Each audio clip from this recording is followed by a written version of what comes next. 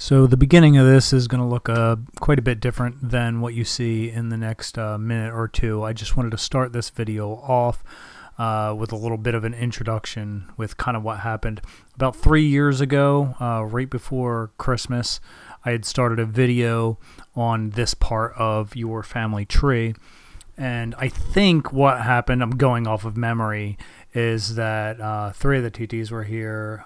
Mari and Vladdy's were here for sure. And I think TT Chai was here, but that I'm less sure about. And it was around Christmas time. And I think I just showed them the video itself. I think I maybe uploaded it and saved it to YouTube in like a private portion or something, and then just played it for them while they were here. There was a final cut of this that I couldn't find. I actually just came across the raw data for the video, just getting ready for another video that I created for something completely separate just now. And so I wanted to basically recut this video and just put it together and have it on YouTube for any of the other sisters there that wanted to check this out, or any of the other family members. And one last thing before the video starts, I did want to point out at the very end, while the pictures are your family photos, the Descendants tree that you're seeing is the Descendants tree for Margarita. So you're going to see her descendants. You're not going to see any of you or your family on there. But what I would say is look at some of the names, look at some of the dates of birth, those time frames, like that anywhere in or around your dates of birth or years of birth. You may know some cousins that you didn't realize were cousins. So I would say take a look through that. It does go a little quick, though, so you might have to half speed it or something like that on YouTube. All right, here you go. Enjoy. Hello everyone, I will start off with a Merry Christmas. This was an idea that I had to do for the family. I had asked Brunel if there was an area of the tree some of you might need to or like to know more about. And that area of the tree was your grandfather's sister. So I will start over here. This is a program called Family Tree Maker. This is 2017. You'll note that it's not updated. Yes, I know I need to do it. There's actually some really cool features on the later ones that I might get soon, which allows other people to see the family tree I'm working on via their phones. I guess there's an app for it. So I might go ahead and get that at some point soon so you can see the work that I've been doing. You can see all the people over here on the side of the screen. I've got over 570 people right now in this family tree. And here's Pablo Perez Torres and Margarita Perez Torres and their parents, Andres and Julia. Now, this has been a bit of a brick wall for me. You see that I don't have I don't even know about when they were born. I only have approximations on death dates, and that's from information that I've gotten from other members of the family. But for the purposes of this video, we're going to focus on Margarita. You'll also notice that I don't have like tildes and what are they called, like demarcation or accents above the names. It's just far easier for me to type these out without that. I know the alt codes for those, but to do that for every single name, I have to enter it. It can get tedious, and I'd much rather work on the actual information. So anyways, Margarita, I have an approximate date of when she was born. I do have her death date as well as her husband. She married Rosendo Jose Guido Vega. I do have his parents as well as his grandparents. One of the great things about Puerto Rico records is that a lot of the death records and birth records will have grandparent information on there as well, which is it's amazing. It's very helpful. Of course, the other thing is because the island uses the maternal surname as system as well, that is extremely helpful. I can't tell you. I've done genealogy for over 20 years of my life, and that is such a benefit. I mean, all my research has been, on the mainland of the United States, and just to be able to know the mother's maiden name is half the battle in genealogy sometimes. They had a lot of children. And I put in information for those that marry into the family. So for Rosendo here, I'll put in other information that I have. I don't actively seek it out, but if somebody else is seeking this for their family tree, I'll at least have some information to help them kind of see how they tie into this part of our family tree. So I do put down things that I find, but I won't. I'll stop at a certain point. Generally, I'll put in the parents of someone who marries into the family and not really go any further than that. I just happen to have the grandparents because of these great records. So they had 9 children. I also have I do have their marriage date. So if I can show you that really quick. The Puerto Rico civil registration, it ran from 1805 to 2001. Those records there's over 5 million records, and that is the bulk of the records that I have found for this family has been in that database. So here's their marriage record. Here's Rosendo.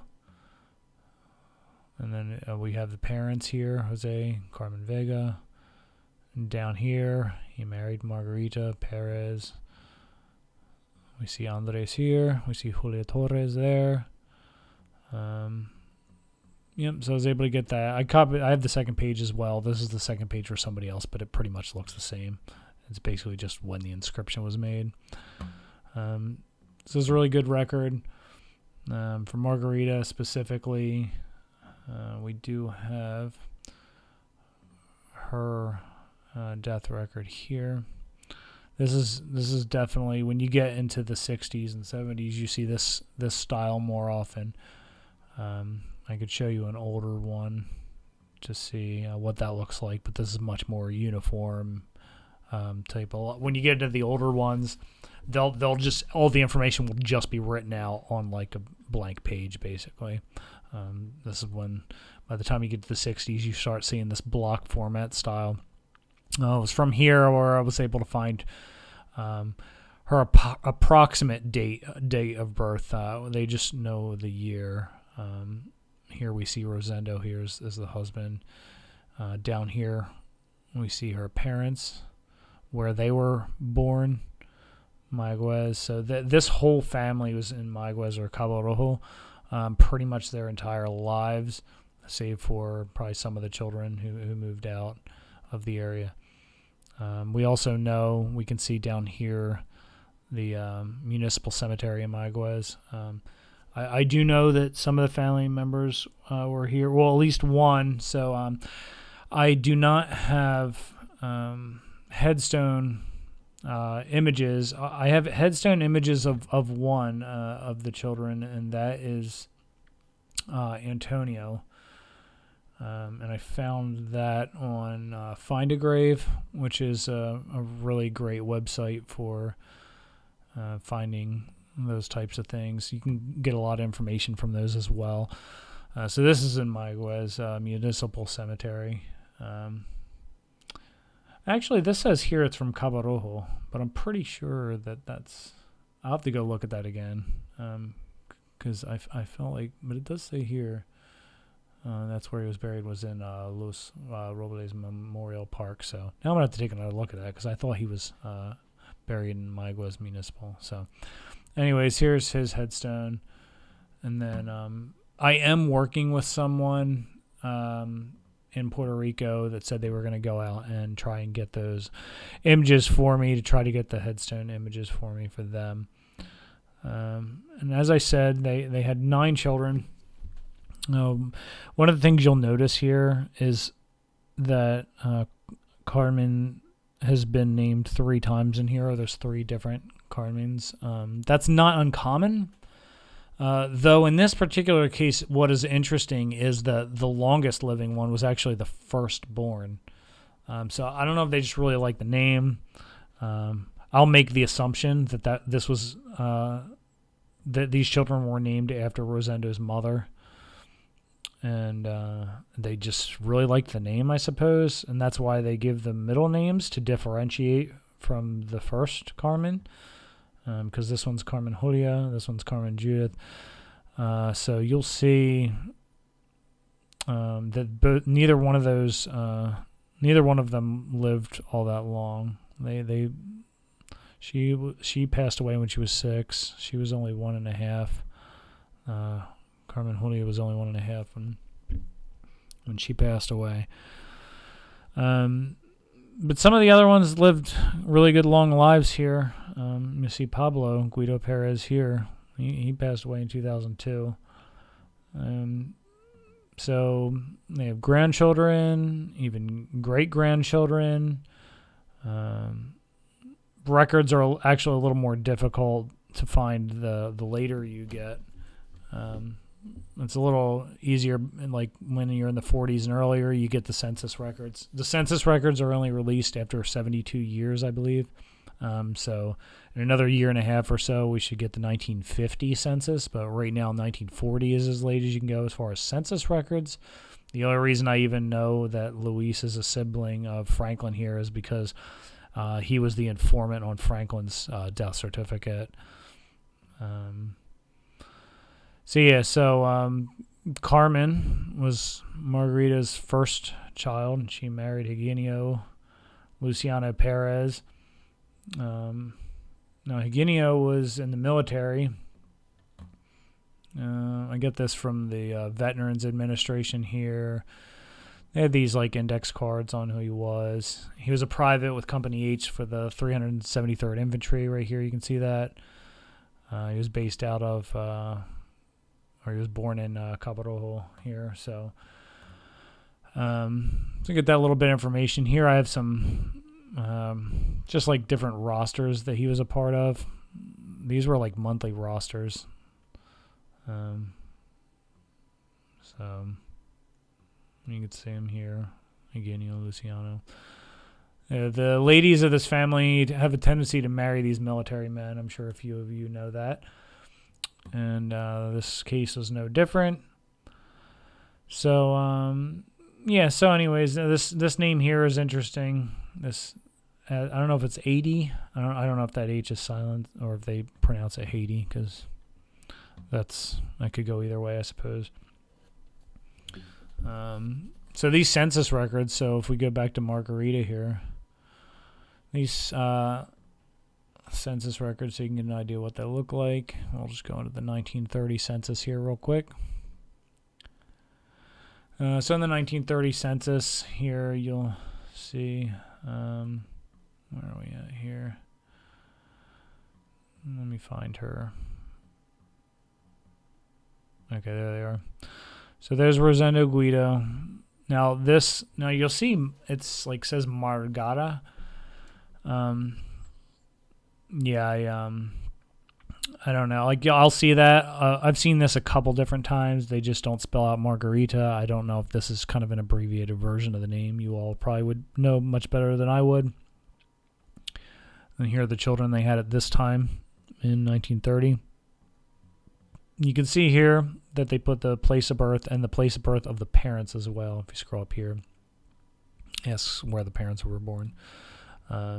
Almost everything in your family tree so far has been Puerto Rico, though I have traced a couple lines back, one to Guadeloupe and another to, I cannot remember the name off the top of my head, but it was an island somewhere north, I believe, of the Canary Islands. It was some other island, and it was under Spanish rule. That name of that island escapes me right now. So that's what that looks like. You can also see, let me get back in there real quick. Over here, it'll tell you the occupation of somebody, who, like, what type of industry they worked in. I believe Rosendo was, did I see bricklayer or something like that, or a house builder, if I remember. And then So yeah, so we've got a Pablo here, another Pablo. He married this lady here, Maria Sanabria. I have found one child from that. And you start getting into the 30s here. Some of these people may still be living. These are all public records, so it's not like I need to hide anything here. It's all public information.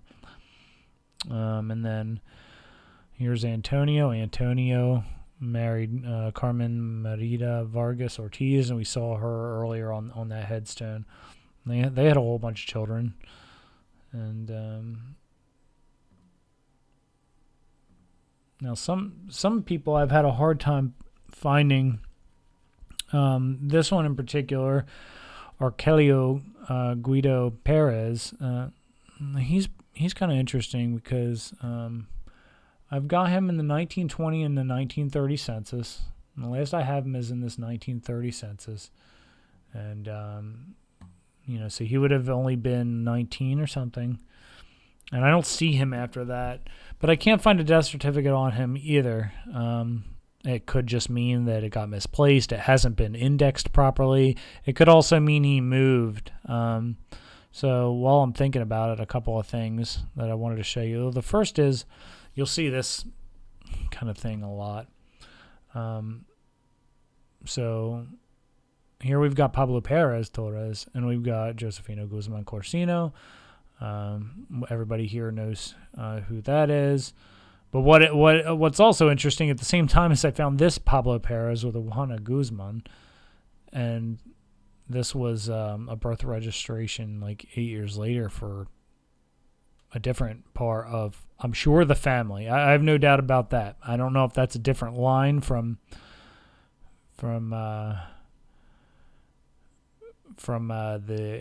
Andres, and he had other children who had other children, and that I just haven't found. I'm not sure, but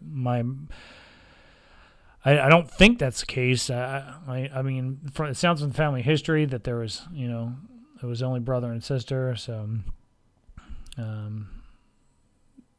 yeah, I'm not sure. So anyways. If we go back to Margarita here, that name is, I just guess that name comes from even further up the tree and then back down the tree. So it's, possibly fourth cousins or something like that. Just they're in the same area, the same last name.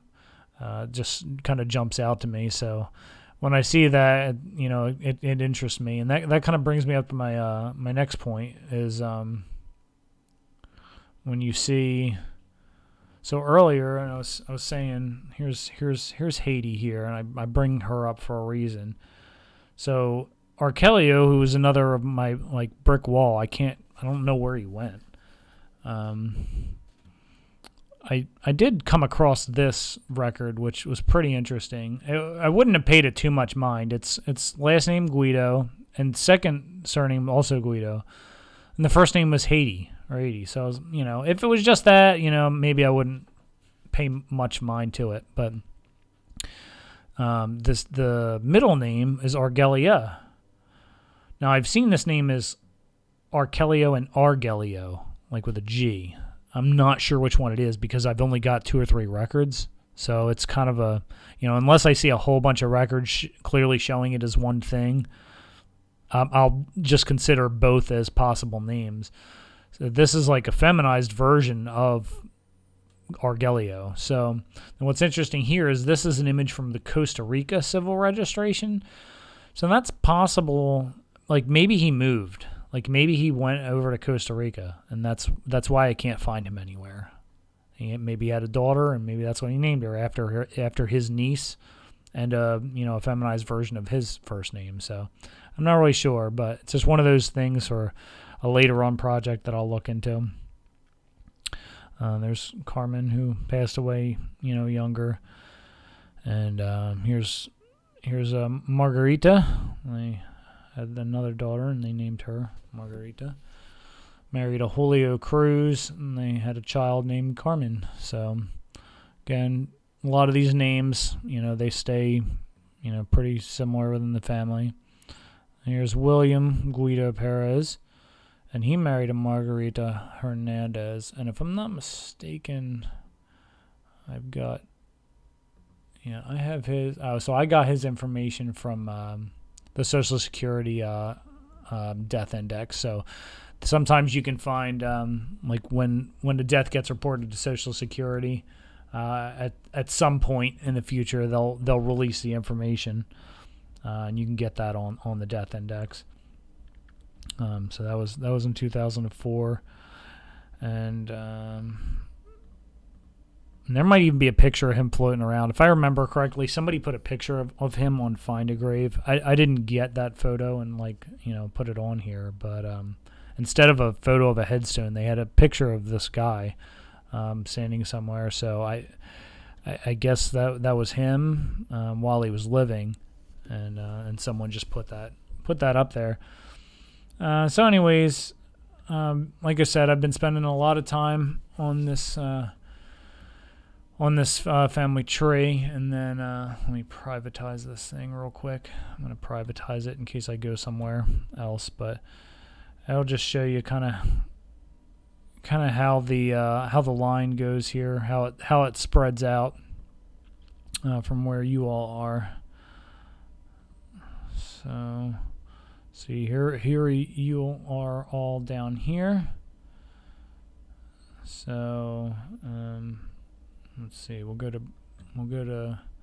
Bernal here, and this will give you an idea. I mean, because if I go to anybody, you'll see you'll have the same names here. So here's your parents. When I say here's your parents, I'm talking to all the TTs. So your parents, your grandparents, your great-grandparents, and then your great-great-grandparents over here, and some of these go even further. If you see a dark arrow, it means I've traced the names back even further. But you'll see see here on the great-great-grandparents, here's the section I have been unable to break through, is who Andres Pablo Perez and Julio Torres' parents were. Both of them have been difficult for me, but all of the other ones I've traced great grandparents, and I'll just pick one, and here's all great grandparents. So yeah, so I've traced a lot of them quite a bit back. I don't know what the oldest one is, but if anyone would like to learn a little bit more about it, or if there's a specific part of the tree you're curious about, by all means, let me know. I can try and find who was born outside of Puerto Rico. If that's an interest, I can try and trace some of that down. Some are difficult. Like you get far back enough, records. You have to get into either church records, or other on the ground type of research that I can't really do here from Sebastian. So, anyways, yeah. Any questions? Let me know. If there's some area of the tree you'd like to learn a bit more about, let me know. And thanks for watching.